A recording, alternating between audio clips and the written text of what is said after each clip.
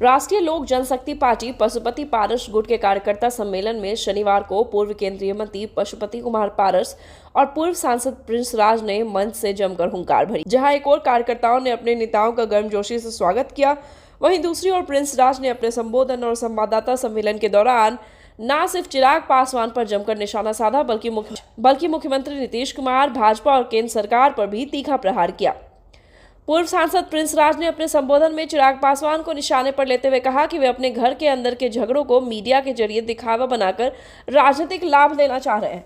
उन्होंने कहा कि अगर मां की तबीयत खराब थी तो पटना से डॉक्टर लाना चाहिए था, पत्रकार नहीं। साथ ही चिराग को कटाक्ष करते हुए कहा कि आप बिग बॉस नहीं है, घर के झगड़े पड़ोसी को भी नहीं पता चले, लेकिन पटना वालों को खबर हो गई। आखिर यह किस मकसद से किया गया?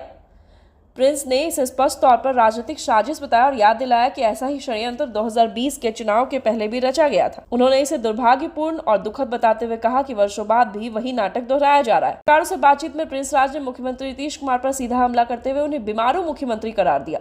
उन्होंने कहा कि उनका इलाज किसी डॉक्टर से नहीं होगा, न बिहार में न देश में। अब उनका इलाज 2025 के विधानसभा चुनाव में बिहार की जनता ही करेगी।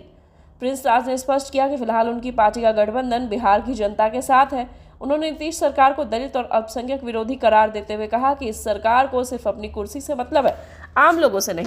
दुर्भाग्य है, इतना दुर्भाग्य है, इतना गंदा राजनीति है ये। एक राजनीति लाभ लेने के लिए 2020 में भी हमने इस तरीके का आरोप देखा, इस तरीके की चीजें देखी। जब एक राजनीति लाभ लेने के लिए 2020 में किस तरीके से षड्यंत्र रचा गया या किस तरीके से नाटक किया गया, 5 साल बाद फिर से हम वही देख रहे हैं। क्या पता 2030 में ऐसा कुछ और हमें और देखने को मिल जाए। तो इस तरीके का आप पूछिए, अरे भाई क्या है? उनके पार्टी के अध्यक्ष, उनके पार्टी के जिला अध्यक्ष, उनके पार्टी के सांसद प्रतिनिधि, ये तीनों जाकर हमारी माता पे केस करते हैं। भाई हमारे अंगने में तुम्हारा क्या काम?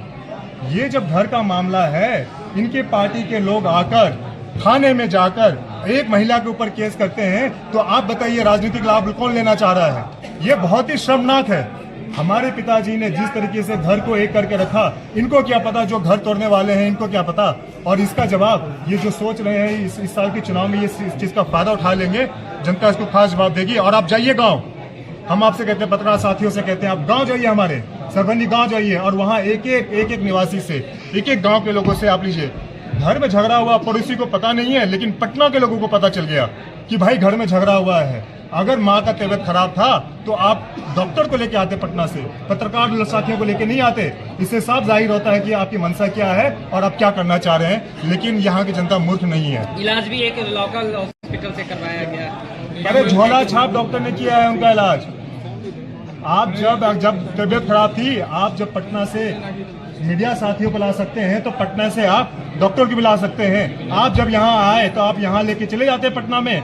ये सब दिखावा, अपने घर में जाते हैं कैमरा लेके जाते हैं, अपने घर में बैठते हैं कैमरा लेके बैठते हैं। ये क्या तरीका है? ये एक मजाक बन के रह गया है। और जो बड़े हैं इनको समझना चाहिए, ये बिग बॉस नहीं है, ये बिग बॉस नहीं है। और जिस तरीके की जो हमारे पिताजी लोगों ने इस तरीके से अपना नाम बनाया, गाँव का नाम बनाया,